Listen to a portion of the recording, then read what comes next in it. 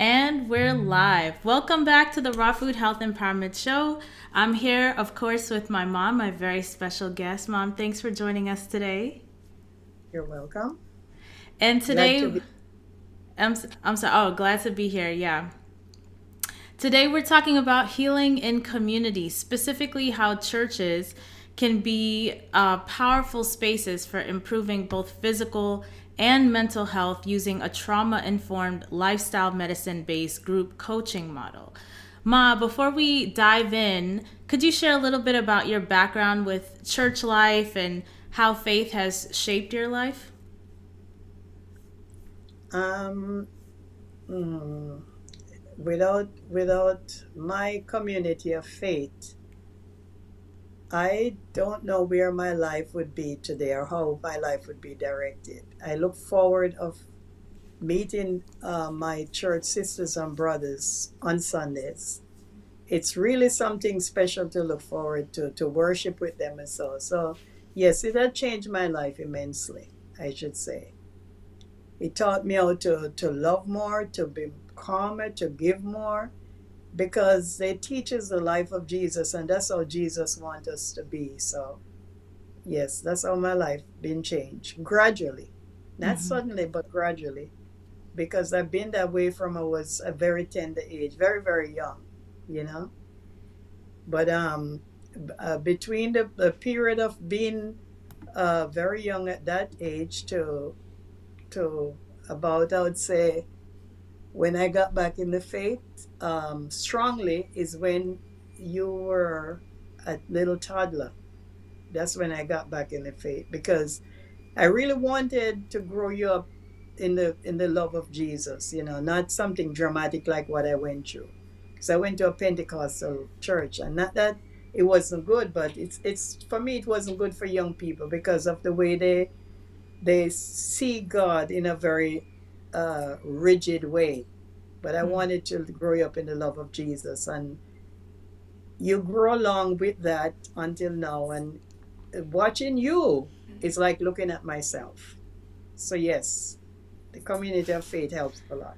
I noticed that I'm growing into you because I'm in church and I'm crying. I'm like, what is this?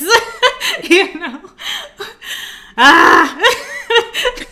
It's in your DNA, son. I It's in your mean, yeah. gosh. It's, it's like, what can we do it, about that? oh, God is taking control. That's I all it is. I talk a lot about prevention, and I'm like, how can I prevent growing into my mom in this way, where she's crying watching Oprah? I don't want that. But yeah, it's a It's not. really interesting situation. It's not. It's good tears. It's good tears. So, when you think about health, whether it's physical, mental, or emotional, have you seen how it shows up in the church community, maybe for better or for worse? Yes, I've seen that a lot. And I've seen that we are having too much, we are burying people too frequently. Hmm. They're going too fast. And I see the congregation is losing members, and it's because of illness and because we are not really, I say we because I don't want to exempt myself. We are not doing the right thing because I think sometimes even me myself, I'm a little afraid of really standing up and say things because I don't want to hurt people feeling, but I feel so hurt sometimes when I even watch and see how our people go towards a meal and Mm-hmm. what they're really putting into their system. And I personally know it's not good. It's not good. Mm-hmm. Yeah.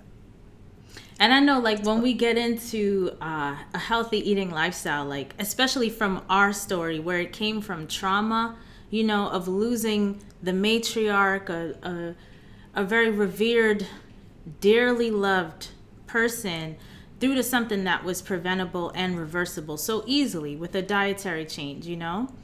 Um, it can make the sense of urgency even more so when we're around people who we love and care about, like our church family, right?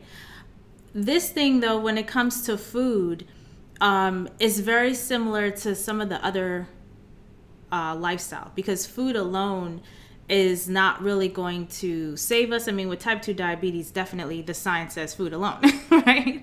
Right. But, stress also can induce, Ma, what are you doing?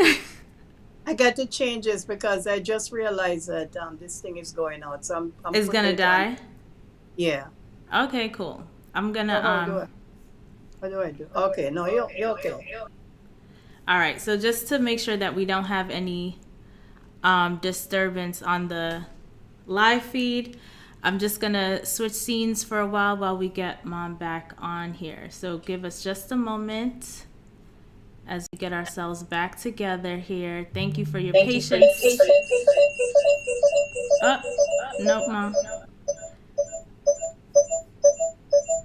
I don't think that's gonna work because there's a feedback coming from the phone. But anyway, so basically what I was saying is,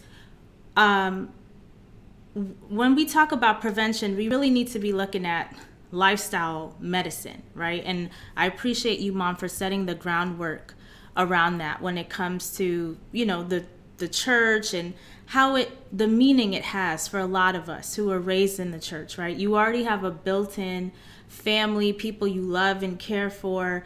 There's some level of trust already built in, or that's being developed, right? So it's a great area of opportunity.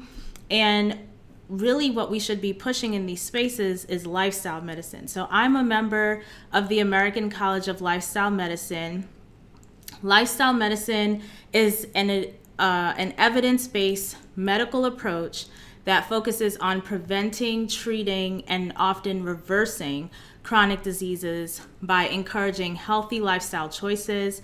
Unlike traditional medicine, which often emphasizes treating symptoms with medications or surgery, lifestyle medicine addresses the root cause of illness through comprehensive lifestyle changes.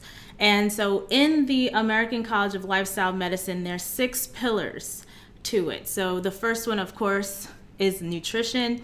And specifically, their stance on nutrition is that we should be adopting, based on the evidence, a whole food, plant predominant eating pattern to support overall health.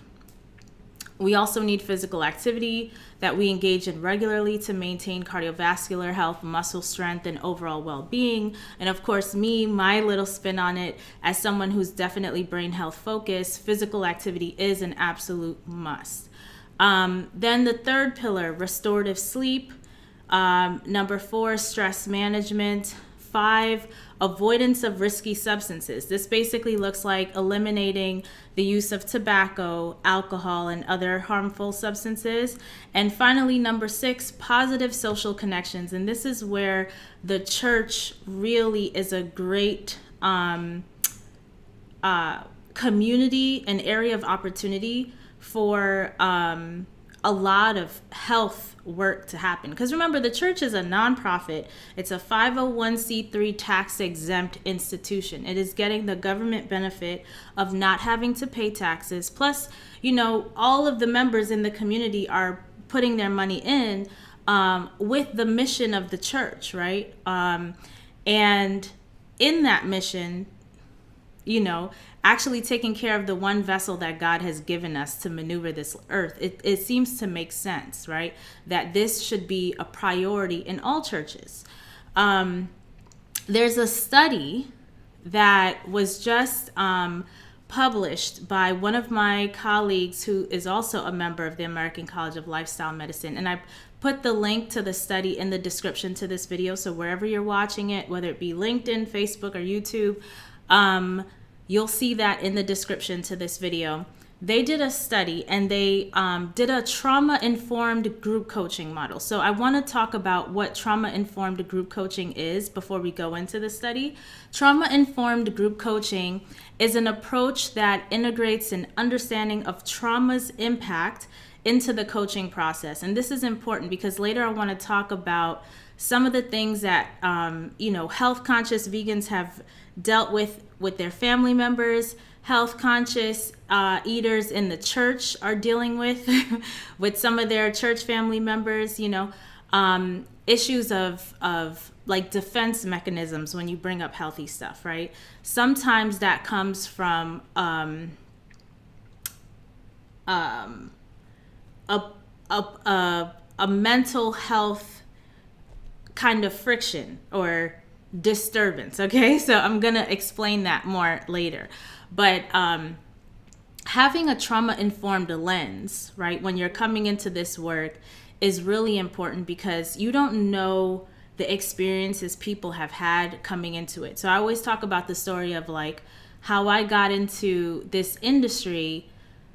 I basically watched my grandma suffer with type 2 diabetes, getting pricked every day, having to be limited really in her quality of life because she wasn't mobile.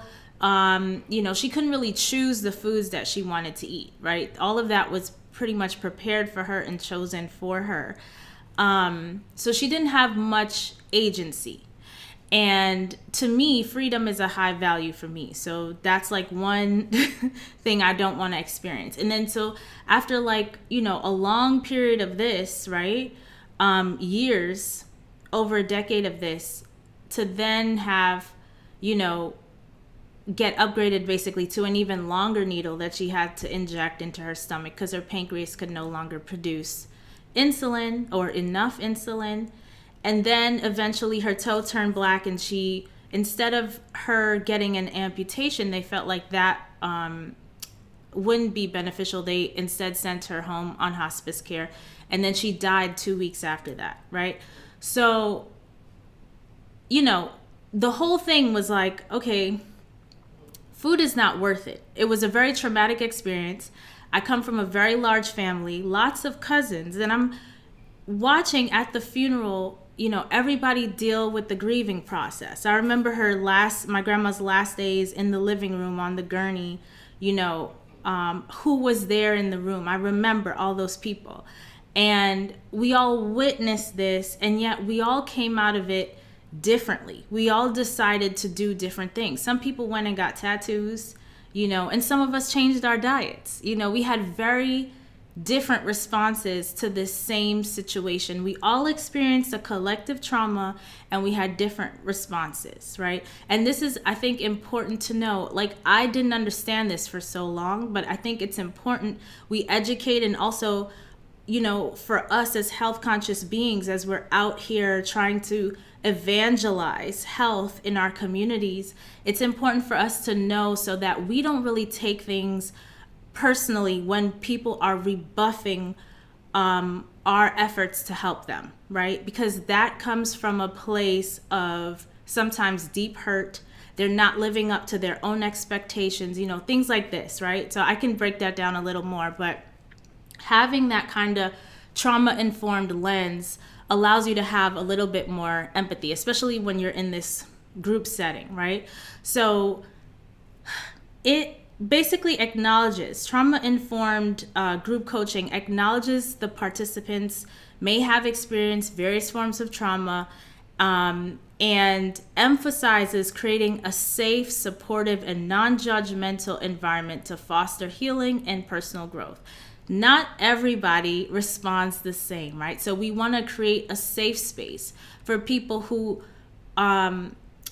may not have a growth mindset, right? So you're bringing something healthy to the table, like, oh, we should be doing prevention, we should be doing chronic disease prevention, eating clean, bringing in healthy foods, all this stuff. And folks are responding with a level of deflection, right? There's, one could say the grandfather of psychology is Freud, right? Freud had this whole concept of the id, the ego, and the superego, right? And the id is like our playful, childlike self, ruled by the pleasure principle. The superego is like the judge, basically, striving for perfection, right? That's like, or the adult, like the perfectionist. right? And people have this idea in their head. So we all have this in us, the id, the ego, the superego. The ego is like the balancer, right? Trying to manage the two, the id and the superego, right? And when the id and the superego is so far apart, this is where we start to have like distortions, right, about things, right? This is where our triggers come in, or we start overeating, unhealthy eating, right? Or we're mentally, emotionally kind of unraveling a little bit because the ego is overwhelmed. And this is where the defense mechanism comes down to. There's many ways which defense mechanism can manifest, and one of them is deflection. Like, how are you going to talk about how, they've thrown it off on you, basically. Like, how could you mention healthy, clean eating? Nobody wants to do that, And it's not because what you're saying is wild and crazy, right? It more has to do with what's going on with them internally, right? Their playful, childlike nature wants to just have fun, do whatever. Life is already so hard. I want to have my cheesecake, Why not? I want to have my beef patty. Come on, I've been eating it since I was a child. Then you have the super ego who's like, I shouldn't do this. It's going to cause cardiovascular disease. It's going to, cut my lifespan short. And they realize this, but they're not measuring up to the perfection. And then you come in, depending on how you say a thing, right? The person could feel like, ooh, she's talking about me. Everybody, they're living in their own worlds, right? Like, it's just, it's just all about me for most people, right? And so sometimes when people say things, especially if they don't have a growth mindset, they will take it almost as an attack, but it's more about them. You didn't intend for it to be attack. You probably didn't even say attacking words, but because their ego is so overwhelmed, right? The only safe space they could live right now is in a defense mechanism. So they may even project guilt or anger, right? Deflection is not the only kind of defense mechanism. There's denial. Some people will I know people like this in my family. They just, they eat whatever, and they're in denial about the state of their health, because it's a safe space to be. They're just too overwhelmed with the concept of change, of doing something different, regardless of what can be allowed for them on the other side, So I'm going to leave that right there. There's a lot more that can be said, and maybe we'll talk about it a little more later, but that's why the coming in with a trauma-informed lens, right? And if you have coaches in the mix who have that lens to set the stage, right, for safety and trust in this group, right, to establish a predictable and secure environment where people who are participating in this health initiative, they feel physically and emotionally safe. And this involves clear communication, consistent boundaries, and respect for each individual's experiences, right? So that looks like, let's say someone comes in to do a talk and it's a health talk. They set the stage on terms and conditions of how the talk is going to go. When we start opening up for discussion, how that's going to go, how we're going to respect other people's opinions. We're going to listen, to other people. These types of things. You kind of set the tone as the leader, as the facilitator of the space, right? Also, a second element to this trauma-informed way of handling the group sessions is empowerment and choice. So this is where you encourage participants to take an active role in their healing journey by providing choices and fostering a sense of control over their participation and their personal development, right? And this is a great opportunity, I feel like, in the church space to draw in what the Bible has to say about personal responsibility. I actually, I'm not sure if I shared this with you all, but I am actually a graduate student in a counseling program in a Christian school, right? So I'm in a, community of other Christians who are interested in mental health. And there was a really fascinating conversation last night about choice, the element of choice in the Bible, right?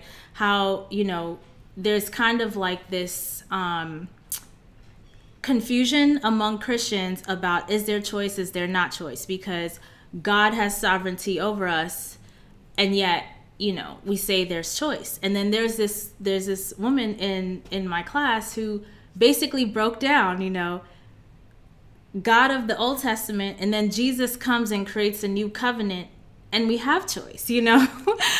I see you shaking your head. I don't know if you're able to come on now. Let's see if it'll work. Hold on. Yes, he gave us free will. Jesus gave us free will. Before we didn't have a choice. But because of Jesus, we have free will. We can choose. And you see, that's another thing I want to say while you were, is to say that when we are a child, we think like a child. But when we become adult, we do adult things. I was listening to something today about the brain, and they talk about the same thing. It's that the brain, for you to get dementia start in your brain, like how much years before you start notice anything happening. Mm-hmm. Same thing with putting certain things in your body. You got to stop at a certain point. Like Right. once you become an adult now, you're going to take full control of your life. It's not what you used to eat before, is what you're going to eat now, because even the food you had before, you already did some damage. So you don't want to do more damage. So you try your best now to avoid it. And this is how I see the church. Because once you're a baby Christian, but you don't remain a baby Christian, you grow into Christianity. Your Yeah. faith grows. Mm-hmm. I see the same thing with food. Mm-hmm. There's Mm-hmm. got to be a change, a lifestyle change in your diet. I believe in that. Yeah. And for those who read the Bible and want to bring it back to their churches, I thought it was interesting what the Bible has to say about personal responsibility. Because ultimately, when we provide that choice of lifestyle medicine, right, that's a decision we're making on a daily basis. That is basically agency. It's personal responsibility. Galatians chapter 6, verse 5 says, "For each one should carry their own load." Right. So yes, we're going to pray about it, right? And God's will be done. But still, for each one should carry their own load, right?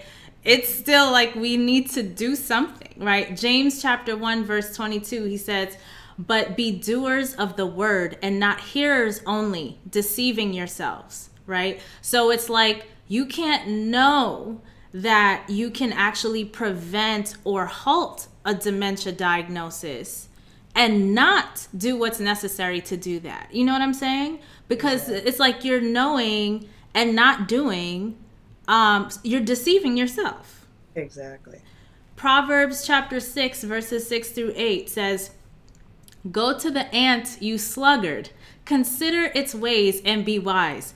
It has no commander, no overseer or ruler, yet it stores its provisions in summer and gathers its food at harvest."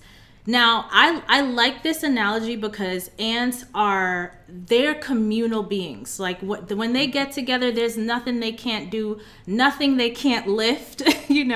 I literally just watched on, I think it was like an Instagram reel or something, where they did a study with this really awkward object through a maze, and they had the people do, it's almost like a T type of thing through this weird maze thing, and they had people against ants, right? So they had a miniature version for the ants and a big version for the people, and the ants were able to get in and out on both sides with this weird object faster than the people, right? And what does that say? Because the ants, they are very skilled in working together, right? But this thing is like, this is the power of the church. When we work together, we can close the health equity gap, because the people that are most impacted by chronic disease, they're in the church. Yes. They're in the church. So it's like a huge area of opportunity for us. So back on the, that looking at things through a trauma informed lens. There's the collaboration and mutual support. So facilitating a sense of community and shared experience among group members, promoting peer support, and reducing feelings of isolation. This whole thing with feelings of isolation is such a huge thing right now. We have an epidemic of loneliness going on, right? And because of the loneliness epidemic, people are really feeling isolated. They're feeling isolated and not connected, and this is creating mental health issues in our community. I see Miss Veganette says, in the church group discussion, did you discuss gluttony? No, we were actually discussing choice. But gluttony, yes, is a deadly sin. I think there's more in a church environment. There's more that can be talked, about that, to go in depth as to like why that's manifesting, right? When we are living in sin, whatever the 7 deadly sins are, right? There's usually some kind of shadow side to us that needs to be explored. There's something going on. What is the source? What is the deeper source of it? So that the conversation doesn't end up being or feeling like shame, right? We don't want to shame anybody. We want to bring people in. And it's like, well, how can we bring people in? I know, like, when I talk about gluttony for myself, first of all, I talk about myself, and I say, I've always been a glutton. This is what led me to raw foods, because I realized I can continue in my gluttonous ways with raw foods without the deleterious effects on my body. I have improved digestion and I don't have to censor myself. I can continue to eat as much as I want. And so I say it, I share that from a place of, I understand what you're going through because it's my story too. And 2, I found a solution, that can work for everybody that's like us, if we don't like to, do portion control and, we haven't figured that out yet, like why we need to overeat, why we're overeating. If you haven't figured that out yet, no worries. We can just eat raw and our bodies will feel really good. Eden Style Eaton says, say that. You know how I feel about an unhealthy church. Yes. And there's a lot of us that feel that way. Even some physicians, some neuroscientists, there's a lot of folks working on this. I know there's a pastor, I want to say his name is Rick Warren. He wrote with Dr. Daniel Amen and Dr. Mark Hyman, the Daniel Plan. And I think his name is Rick Warren. Correct me if I'm wrong in the chat, if y'all know the book. But he has gone on a journey, It was really hard. I think at one point, I don't know if his son committed suicide or something. There was some death or something. He was going through grieving, and he had gained a ton of weight. And, he decided to link up with Dr. Amen and Dr. Mark Hyman. They created the Daniel Plan. He lost the weight, but then something happened and he ended up gaining the weight again, right? It was some kind of other loss or something else, some grieving or some emotional distress, and he gained it again, right? Because there's always something deeper. So it's like we can all relate and connect to that. We may not all be regressing into old patterns that look like that, right? We may have some kind of form of regression into something, but it may not look like that. But having these kind of connection points and like building awareness and understanding, that's like one of the things that too I had to train myself on. Sometimes when you see somebody and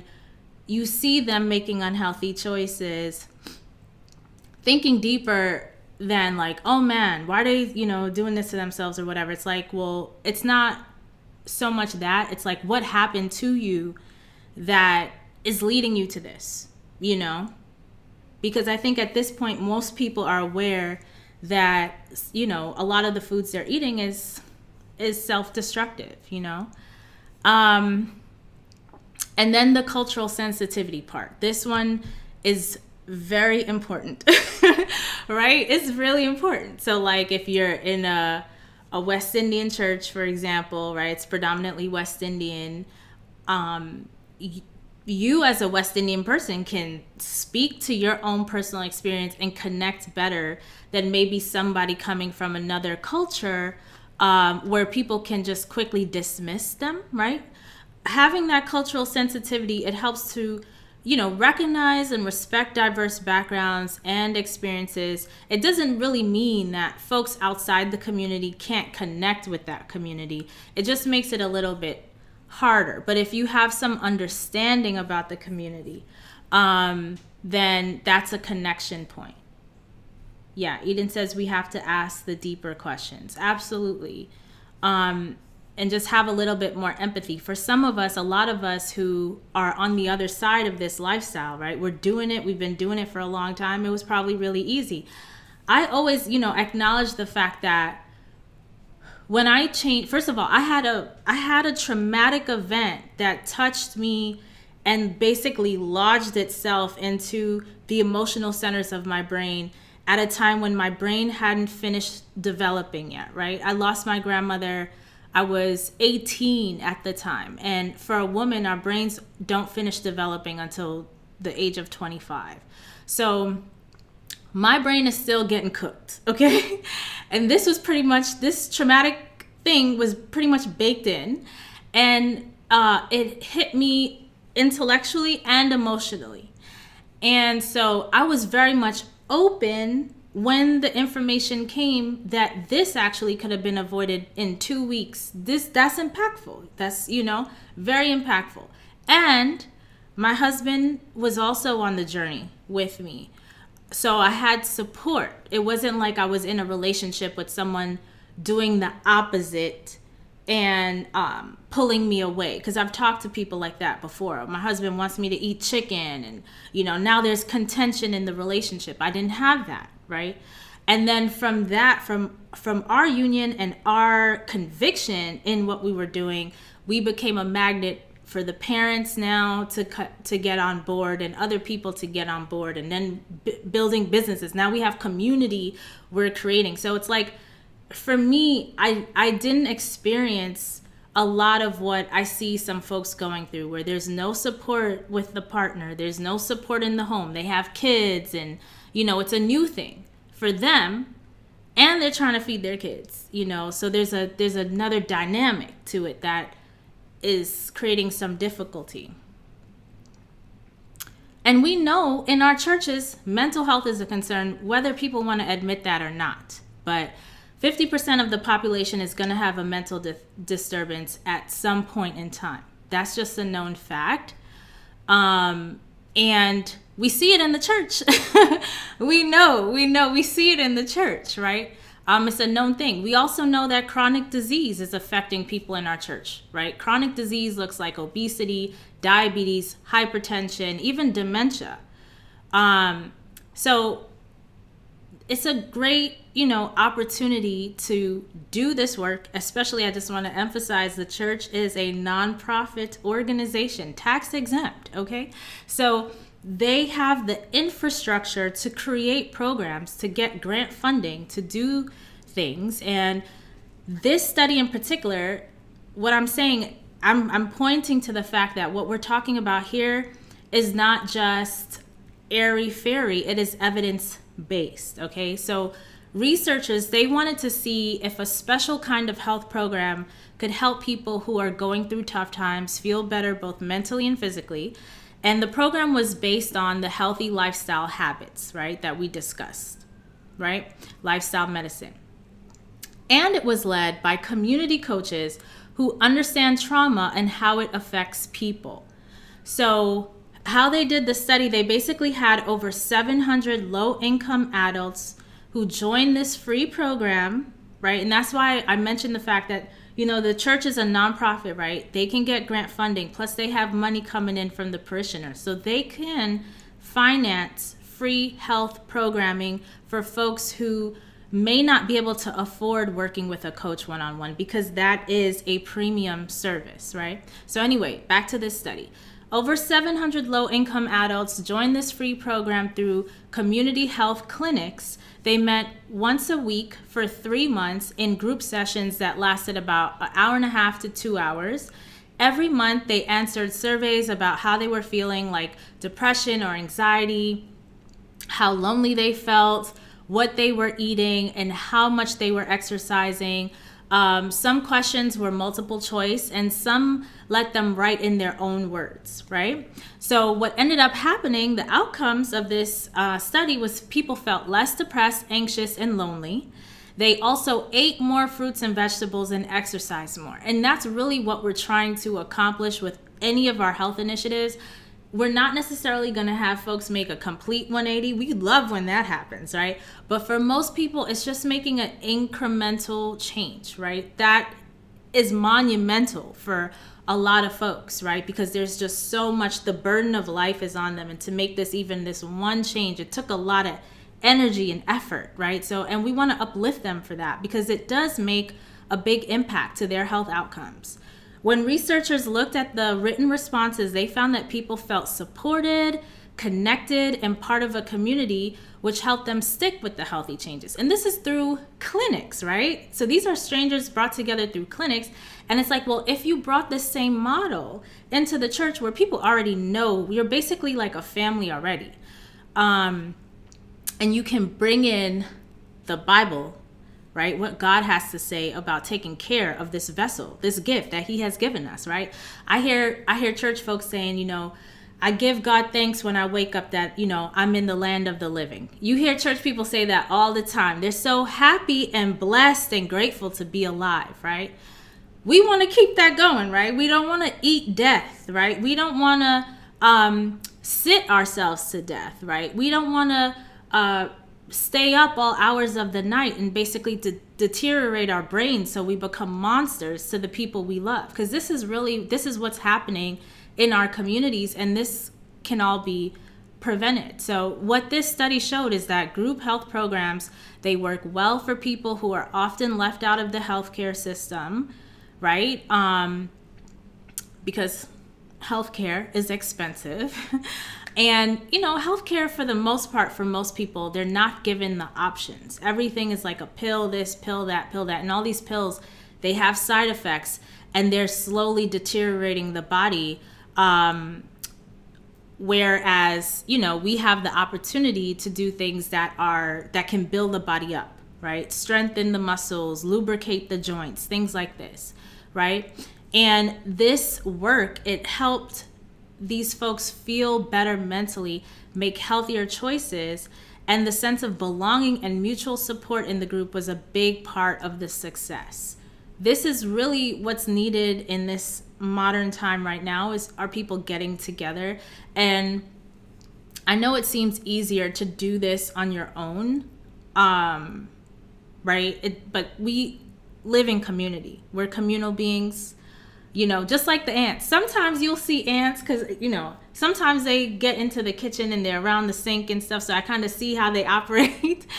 When they're dispersed and there's just a few of them, they can't really do much, right? But when they're collective in a group, they can do anything. They can lift anything, these ants. And people, I find, are very similar in this way, right? It's so much easier to make changes when you have community around you, when you have that emotional support, when you even have the physical support. Like I know in my household, sometimes folks make stuff, oh, you could have this and you could have this. Next thing you know, you didn't make anything, but you have a whole meal already ready for you after a long day because folks pitched in, that's that community support, right? So I definitely encourage you to look at the study. The link is in the description to this video. It shows that basically when people come together in a safe, supportive space led by trained community health coaches, they didn't just eat more vegetables, they felt less alone, less anxious, and more helpful, right? So I want to really highlight trained health coaches, right? Because coaching is a modality. It's very similar to therapy, actually. It's not advice giving. It's similar to therapy with the exception that coaches don't go back into past traumas. We don't deal with past traumas, though that's for your therapist, okay? we're basically focused on what is the goal we're looking to achieve, what obstacles do you have in front of you, and what do we need to do to get you away from those obstacles, or over those obstacles, which doesn't necessarily mean giving advice all the time, right? People already know, it's already within them what they need to do, but sometimes they need someone to sit with, to talk with, to kind of reflect off of, bounce things off of. You can't see the picture when you're in the frame, right? And that's basically the role of a coach, is to be the mirror and to create that safe space. And these coaches, these trained trauma-informed coaches, do that in this type of group environment to have these outcomes. So I'd love to ask you, those of you who are on live. Hi, Joan. Thanks for joining. And I see Mom had to jump off because her iPad died. So she won't be joining us for the rest of the broadcast, unfortunately. But I would love to ask you all just some things to reflect on and put it in the chat so we can have a conversation. Why do you think churches are in a perfect position to offer something like this? I want to hear, and I know the next thing is like, yes, I've been thinking this, but I have been afraid. Like my mom said, I have been afraid of bringing it up, right? I've been afraid of bringing it up, but hopefully you're less afraid now. I think coming from your own personal experience, right, in the church, how would you broker any other type of situation? Any other conversation? I would only assume you would bring an element of the Bible in, right? Because everybody there, I mean, your friends, I'm not in the church like that, so I don't really know, right? So I'm not the person that would do something like this at this stage of my life, because I'm not involved in any churches on that level. So I feel completely unqualified. But all I know is that, when I'm a Christian, right, but the science is compelling enough for me. And I already have a spiritual relationship with God where it's like, I know God didn't send me here to be in pain, right? He sent me here on a mission to complete his works. And I can't do that if I'm in pain. And that's why I take care of my body. I don't want to be in pain. I'm here to do the work God has sent me to do, which I've been very clear on for a very long time, but there may be some people in the church who you find maybe a different approach would be good for them. Whatever approach worked for you, maybe there's some Bible verses or something, but I must tell you, one of the more recent stories of the Bible that I heard that was really so compelling. I had never heard this story before. But it is, I think it's Mark chapter 6, 1 through 20. The story of this man, right? And by the time Jesus asks him his name, he says, "Our name is Legion, for we are many," right? This guy, basically, he was so disturbed, he left the area where all the people lived, right? Went into a place like a cemetery, basically. However they say it in the Bible is one way. But, when I hear a story, I see a whole movie in my head. So that's how I see it. He went into the cemetery and he's completely naked. He's out his mind. He's cutting himself. And Jesus comes. And this guy, Jesus asks him his name. He says, our name is Legion, for we are many. And then Jesus banishes the demons in him. That's basically what that means. Legion is because legion usually is a term used in like army language, like a battalion of like 6,000, but he had basically thousands of demons in him, and Jesus banished them into these pigs. There's a whole long story, right? With the farmer of the pigs and all this stuff. It's a really great story. So y'all should just dive into the Bible and read that in Mark. I think it's Mark 6, 1 through 20. If it's not Mark 5, 1 through 20. I'm pretty sure it's Mark 6, 1 through 20. But this story was just so impactful to me because you see this man with this mental health breakdown. And all he had to do to get well was get on his knees before Jesus. And Jesus just got rid of the demons. And then his skin was healed. He was clothed and he was right next to Jesus on his right hand side, right beside Jesus, happy, different disposition, in his right mind. And then Jesus is about to leave and he wants to go with him. And Jesus says, no, go back to the town and tell everyone your testimony, right? Which up until that point, Jesus would have them follow. Don't tell anybody, just have them. But he was like the first, I guess, missionary, just sharing his story, just sharing his story. And so it's like with us, when you think about it from the lens of a health conscious person who is in the church community, and you find that all of these folks are obviously dealing with an issue, right? Because why would someone choose to put toxic substances in their body if they claim to love the Lord, right? That is the question. Why would they choose that? But you have a testimony because you went on your own journey and you changed. So you share the story of what God did for you. I think that could be really impactful, to your church family members. I mean, that is really a question for you to kind of think about, right? How can you be more influential in the spaces that you show up in as a church member? All right, Mom is on the broadcast. She says, because we are the temple of God, we are the temple, we should take care of our bodies. Absolutely. Yeah, Miss Jones says it's Mark 5. Okay, thank you. Mark 5, verse 1 through 20. Thank you, Miss Jones. Yes, such a powerful story. So, and I would love to ask you, have you seen people in your community suffer from isolation, chronic illness, or emotional pain, like in the church? What would it take for churches to support this kind of health coaching model, you think? I'm pretty sure the health coaches exist in the church community.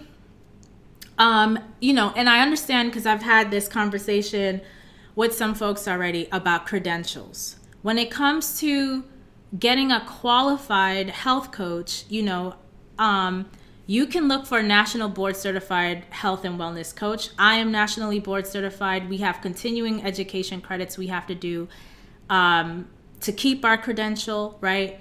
And so we're very much versed on the updated information on chronic disease prevention and specifically coaching, right? That is what we're experts in, is behavior change through the model of coaching. So I would love for you to tell me in the chat, how can faith leaders be trained or involved in a trauma-informed way? I would assume pastors maybe in seminary go through some kind of trauma-informed training. And I've also heard that sometimes they can be the hardest ones to get on board with with any kind of health initiative because they themselves are having issues. The same thing like in the physicians world, right? There were doctors who were saying things like, I don't want to tell my patients to eat clean because they're not going to do it, number one. But ultimately it was because they weren't doing it, right? They felt some kind of shame. That's that defense mechanism, you're not going to tell people because you don't want to seem like a hypocrite. And I can appreciate that. And at the same time, as a coach, we work within a wellness model. So part of our code of ethics is being the model of change that we're advocating for with our clients. So I would hope, the physician's creed, do no harm. I would hope that also means do no harm to them as physicians, and other healthcare practitioners. Like you should also not do harm to yourself, And in that way, you can be a model for the community in the work that you're doing, And if that means that the system you're working in is so sick that it needs to change in order for physicians to not do harm to themselves, be that change, be that advocate for the industry to make the environment healthier for other physicians, right? That's the only way that we get to a place where we have better health outcomes for our community.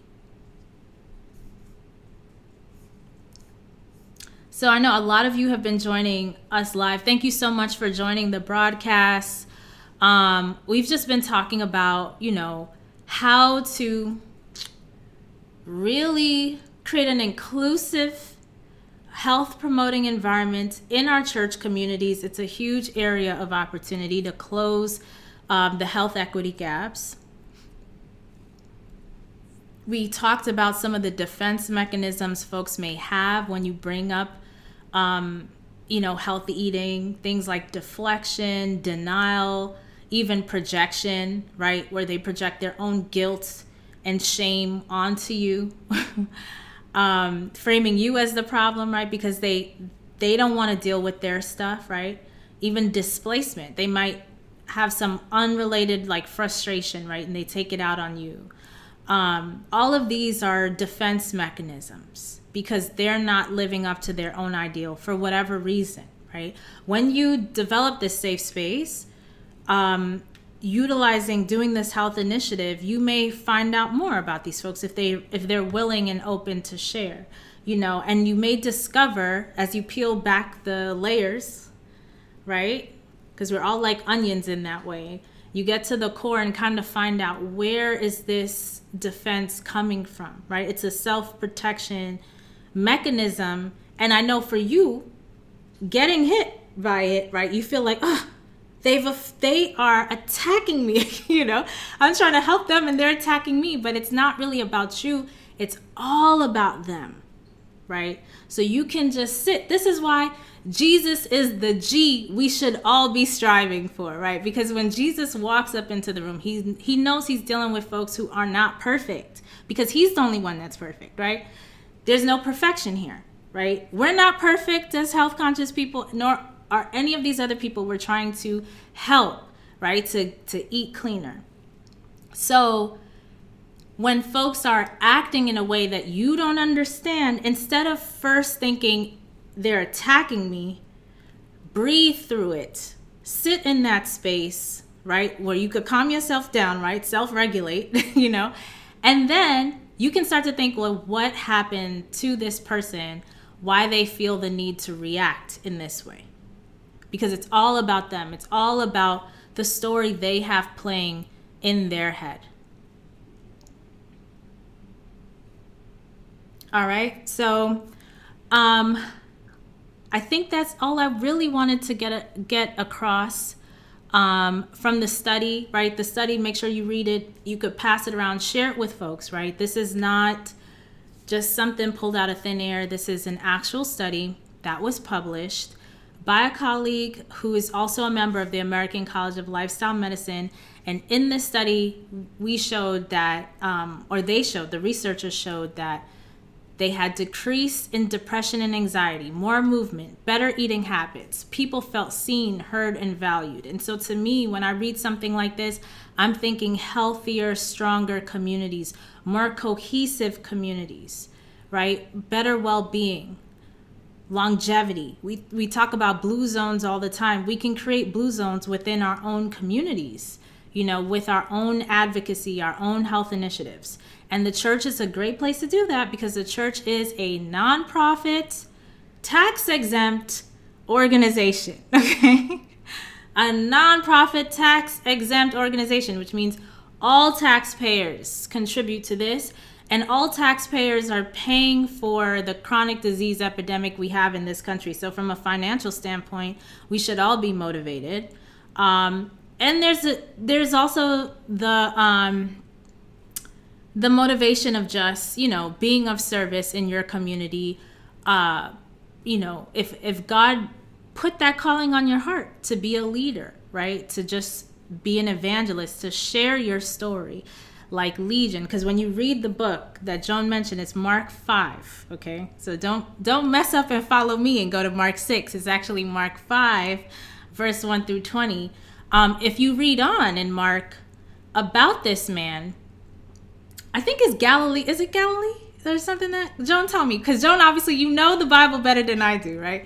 But he goes back into town and he tells so many people that by the time that Jesus comes back, Jesus got a long line of people waiting to be healed by him, right? And so he ends up converting Gentiles, right? It's a really, really powerful story. So it's like, it just goes to show how powerful when we have been saved in some way, right? We've been saved from the destructive behavior of harming ourselves, whether it be through food, lack of sleep, lack of physical activity, whatever. God has saved us from this behavior to now this healthy lifestyle. And we share our story. We can help so many people, right? And I know I've heard from Christians, I want to bring souls to Christ. This is a way. So anyway, with that, I think this is a great place to close. And just share that, church isn't just a place for Sunday sermons, right? It can be the front line of healing for our communities. These churches are like our anchor institutions. And speaking of which, churches, not only are they themselves nonprofit institutions, but they have the power to partner with anchor institutions, other get grant funds, but also partner with health systems, hospital systems, where there's big buckets of money available to do stuff like this, right? And it's in everyone's best interests, right? So tap into those funds, get these initiatives off the ground. It is evidence-based. And so you have the resources. Let me know in the comments too, if you plan on doing something, let me know what resources you need to get the ball rolling in your church community. If it's more scientific studies, if you need, anything else. But, with this model of using health coaches and putting it in the church, you're not really dealing with insurance. You don't have to deal with insurance because it's grant funded. It is it's financed by an anchor institution like a hospital, community hospital, or funded by the church, something like that. So there's, many ways to make it happen. Okay. If today's conversation inspired you and you're wondering what the next step could look like for you, your faith community, I'd love to invite you to my upcoming free masterclass. We're doing another session of 5 secrets to lowering your breast cancer risk, what doctors aren't telling you, and it's happening on April 24th.